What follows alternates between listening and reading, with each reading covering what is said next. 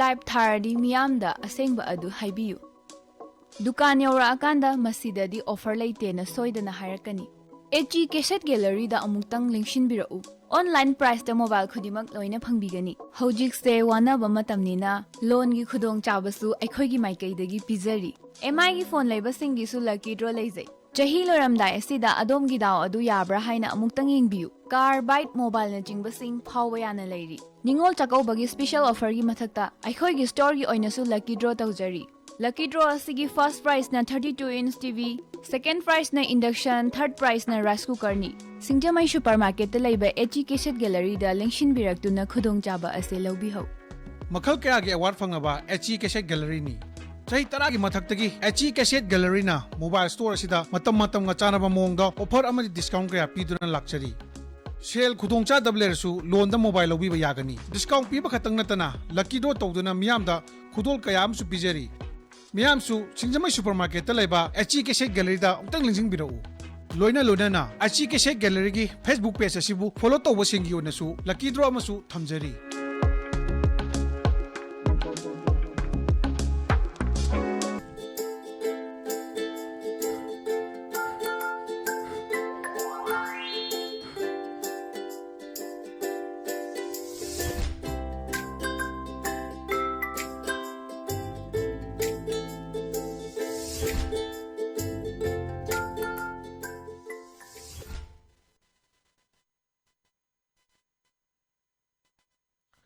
Kramjara ELITETV ki test of cartoon mahaw meng ta view ham taram sri maru na sim fala phunga paw se sangi cartoon sing da cartoonist na kari haining liba kari phongnong liba kari wakal khalang ni bab du me am da sanunga thamjage ahan ba lokha sage sangai express ki onthok pani da sida onthok pani zedam phajaba cartoon yeng view akhoi gi direct man ba haim na fai direct akhoi hai sungai ta man ba sina case leiti adna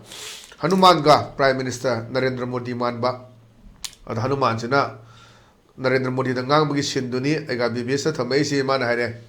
Mizoram gi CM na alarm bell pirak la fau nang kai daudra lei namai du kai dra haina chai bani Hanuman sina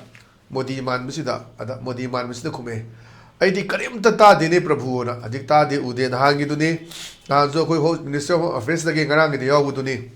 sab saba adugi laldo hama go phum du khoi cham saba leitri report media da report toroba newspaper da phongaba national media da debate tor afau da khoi ministry of home affairs ki magi de ki karimta knowledge leiti haimi aduna yenga da ain gi miyeng de aduni che tharak tringai di khoi thabom da bakhat ba ya de hai phum da leibu ne ba adani kasai gi aiga BBS de pelaktra na Hanuman gi rup selor kan da Modi ji chehen bani bai cartoon ji khothang sida Modi man ba se Modi hai ru fa ba lakani awna Mizoram ki chief minister na alarm bell pirak la fau nang kai doctor lei namai du kai dra ana chai bani Hanuman jara dama kome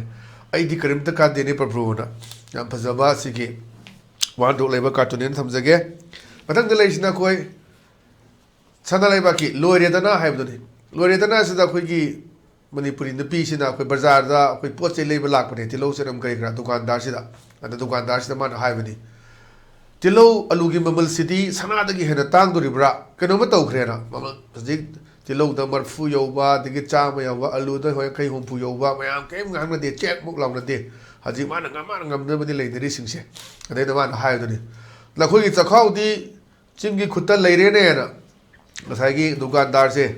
mapalam gi makoi gi chomi se mapalam gi mi oi do ni ade da ngasai gi Manipur gi praja sina poche le lakpani alu gi maman tilo gi man haji kham thena wa khalak pu sida Tilo alu ki mamal sidi sana adagi hena tang duri bra keno ma tau khrena man haibo adang sai mayang duna dukanda duna haibani da khoi gi chakhau di chingi khutta leire ne na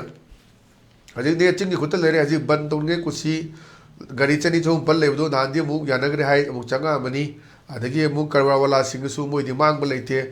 lambi de lori ba tax mayam do adu sai da mu praja de leng khom ga tui ni Tilo ki le da moina lupa kun de laura su Manipur da hom fu fu yor di lambi gi chang do mun ga sai tax log di bu chang do ka sai somna kan de praja de fugat ne adu wari di kana da ba praja da wa ba adu ni praja sin di chengi bol ayo re chengi bol hom fu yor re ji le bi se ha na trai pan kun adi kun tra la manung da kun tra mi kun tra nga ade yor ko sum he ke na ji cheng ge ji do hom fu yor sin adu na le ri ba Manipur gi economy si am social lak pa padu gi film do ura ka do da cartoon sina khut tharak pa ꯌꯥꯝ ꯐꯖꯕ ꯋꯥꯍꯟꯊꯣꯛ ꯂꯩꯕ ꯀꯥꯔꯇꯨꯟꯅꯦꯅ ꯊꯝꯖꯒꯦ ꯃꯊꯪꯗ ꯂꯩꯁꯤꯅ ꯄꯣꯛꯅꯐꯝꯒꯤ ꯕꯥꯂꯣꯍꯦ ꯍꯥꯏꯕꯗꯨꯅꯤ ꯌꯥꯝ ꯅꯣꯛꯅꯤꯡꯕ ꯑꯁꯤ ꯑꯩꯈꯣꯏꯒꯤ ꯍꯧꯖꯤꯛ ꯔꯣꯀꯦꯠ ꯂꯣꯟꯆꯔ ꯃꯌꯥꯝ ꯑꯃ ꯀꯥꯞꯁꯤꯜꯂꯛꯄ RPG ꯃꯌꯥꯝ ꯀꯥꯞꯁꯤꯜꯂꯛꯄ ꯃꯌꯥꯝ ꯑꯃ ꯂꯧꯕꯨꯛꯇ ꯇꯥꯔꯒ ꯌꯨꯡꯉꯒ ꯂꯩꯕ ꯃꯌꯥꯝ ꯑꯃ ꯑꯩꯈꯣꯏ ꯊꯦꯡꯅꯔꯤ ꯑꯗꯩꯗ ꯌꯨꯝꯐꯝ ꯑꯣꯏꯔꯒ ꯊꯝꯃꯤ ꯍꯩ ꯂꯩꯔꯦ ꯁꯤꯗ ꯑꯃ ꯂꯩꯔꯦ ꯂꯥꯜ ꯂꯦꯞꯇ꯭ꯔꯤ ꯂꯥꯜ ꯂꯣꯏꯗ꯭ꯔꯤꯅ ꯍꯧꯖꯤꯛ ꯀꯥꯞꯊꯔꯛꯄ ꯂꯦꯞꯇ꯭ꯔꯤ ꯉꯔꯥꯡꯁꯨꯗꯤ ꯌꯥꯝ ꯅꯨꯡꯉꯥꯏꯇꯕ ꯁꯥꯏꯇꯣꯟꯒꯤ ꯇ ꯂꯩꯕ ꯅꯨꯄꯤ ꯑꯃ ꯑꯩꯈꯣꯏ ꯂꯧ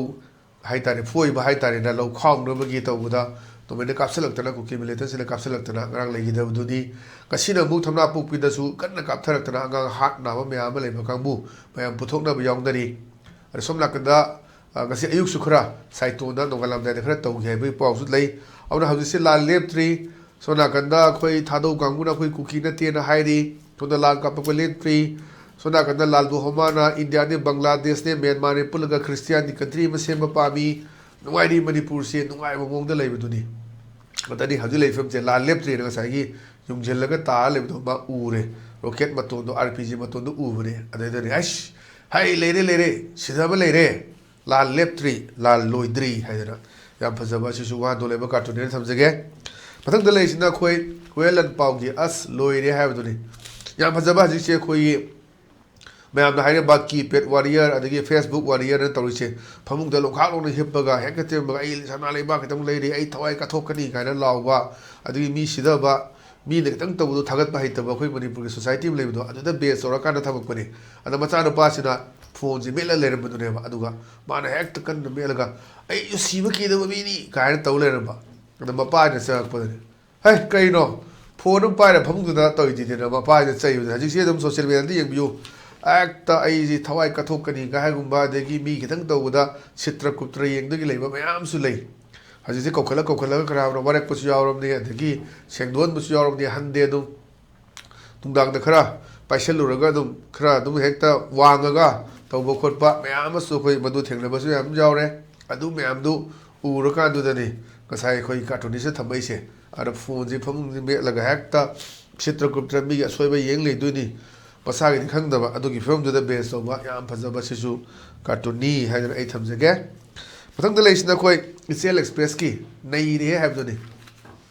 hauji je hadang barak se khoi gi party che ama da gi ama da chongakpa yauselakpa mayam yawi adida khoi ne na di sakar du tawunga moi khoi da ni sandi purpa ngam du ni gai na launa ba khra chi du hoi media da thengdara bani adai da ni ga sai cartoon ni sina pelak ta na manipur da ai khoi gi lengang lak labadi tangdu leita ba purpa ngam ni kai na ga law du ni adna kan de ma sina bahut ngan balida na 2027 da pangthok ka da bani haji adum bahut chi lepte lan to gera dagi covid to gera khoi ama to gera khoi bahut chi di dum torokani election commission of india na su lan to ena mang lan marak tne dum khoi mp election to gido anum torokani na mayam se dum vote ki sem sa ba loi lo de lan ga chang de ji se ane lan da pulam ma mayam do vote ta sega khai do gidu ne maira pai bi digi kari digi club digi mayam ma sega khai do ga da na tong da gi mayam du ni na sai ji da ji khra ga haina ba u du ur ka da sai cartoon khut tharak pane manipur da khoi ge lengal alabade tangdu leita ba propang gum gani ana hai bani are da sai ba duna bahut gan balida na kan dagi yam phajaba sisu yam na wan thok pi ba cartoon ne thamjage mathang da leisna khoi narong thongdang gi hawa do leirang do hawa do leirang do sida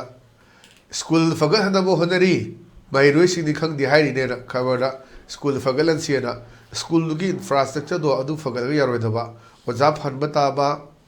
chatra phan bata ba chatra phan ba hona ba da oja sing responsibility yam chawi at the same time parents sing responsibility yam chawi adani ko school fagalan siera ga school gi building infrastructure phara da satram ta leita ba tabina ba leita ga di madu wahan thok tu le ri aduna school fagalan ba honari mai roi sing ni khang di hairi la mai roi ju ni yam da ka roi si khoi na ngalingai matam da khoi pi gai tam khoi ju bora gi school ni hore si bora pura ga chali ni silet ta ira ga aduna madu hoi building leiba infrastructure leiba yam darka oi at the same time oja aduga satra duna phatala ma mahi tamindra di mu oja phana ba gold medalist oi tu nu man any award phangbu oi sunu madu ka su tak pi ba ngam moi satra gi thawai yaw ni da ka roi si adani aduna school phagalam ba hona ba da school gi authority leiba parents sing aduga students sing si achoba responsibility madaka oi haibu putpa sisu ya phajaba cartoon ne thamjage pathang la leisna koi manipur news gi dasani habdani Dassani से खबर पारे पते बनाव से फम बने office की cell में लो यारे अदा बीजेपी सु कांग्रेस सु अखोइना जाखत थोरांग पैखलमनी लोइना हाई साउदेम द जाखलकते ना हजिक से यंबियो लंबी थोंग खुलक लेरक मैम से लोइना कोयला से कायना हजिक सीजन मतमनी लंबी लमखांग सेबगी नोंचिंग तादब निंगमदागी मतम सिगु मतम नवेंबर डिसेंबर न जनवरी फरवरी मार्च अदाय बोक्ता मदु सीजन द ऑफ सीजन हाइबदी सिदेदा कोई नोंचिंग तादबना लंबी थोंग सेम तौदुनी कोने निंगमदा सांगुदो हाइदे दुनी कोयलास मनम नमे लंबी थोंग सेम हौनरानी कायना अदिगी कोयलास सागजबगी मैतान पेकनबी अदगी अखोइगी मैफुगा पुरगा कोनबा अदु मतमनी हजिक लान मरकसिदा केमता तौबो ngamde adadani haise बीजेपी सु लावी कांग्रेस सु लावी लाइरिबा सरकार से खाई ओल्ड वाइन इन न्यू बोतल लेदुनी वाइन चमानी कांग्रेस यार कंबुदुना हजिक बीजेपी चंगा सरकार सेंगिबा अरमाइन तव मैम तने हजिक लाइरिबसे अदो बीजेपी की असी मणिपुर दा तारम पोंते मोय हा मो तौका मोय अनिक कारम बने अदि मथंग मथंग मथंग थौगतना मुसी सरकार पाइना तामदिरक पाइरे इसिने अदुना मसाइगी कार्टूनिस्ट पेलक तौदुने अदुना बीजेपी सु कांग्रेस सु अखोइना चखत थोरा पैखल मिने लोइनी क्लेम तौबा अदुगा हजू ले फिल्म जिसाउ चाखतबदुनी अदुगी याम पेलक्तबगी खोलाउ सुपीबा याम फजबा कार्टून थमजगे मथंग लेसिना पीपल्स क्रॉनिकल गिनी संडे स्पॉइलर याम फजबा मोय खन्नबदुनी if there is a popular government then akoi manipur da popular government lereba tarbodi why can't the police army and those 60k military koi military 60000 me asang khare habni defend and protect the civilians instead of protecting the VIPs and the bureaucrats aduna haijini leiriba myam sina koi प्रजा सिंगाक शिलिरा नदग bureaucrat ma'am गाक शिलिरा हैबगी popular government अमा लेरि हाय तादी प्रजा सिंगाक सेंदोइरा नदग bureaucrat ma'am सिंगाक सेंदोइरा हैबगी वहां अमक हंगक पदुनेबा मोइना गाइसी only those military defend and protect the civilians ma'am सिंगाक शिलि instead of protecting the VIPs and the bureaucrat मन हाइनिंग अथसे खरासे मनुंग द फुमगा फुंदोकपा सिसु याम फसबा कार्टून ने थमजगे और गसी गिदी अदुंबा लिट टीवी की टेस्ट ऑफ कार्टून की महाव मतंग सोइदलशन जुरे मेंग ताबिरु सिंबो मुकरा खुरुम जबो लोइनला काने दबे थंग जरी बेनिफिट्स